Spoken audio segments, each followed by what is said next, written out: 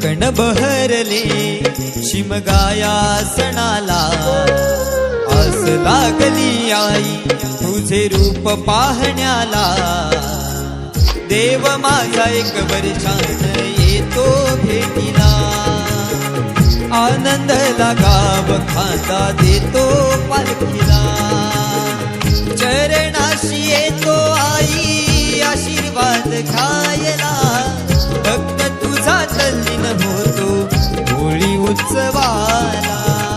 भक्त तुझा तल्लीन होतो होळी उत्सवाला।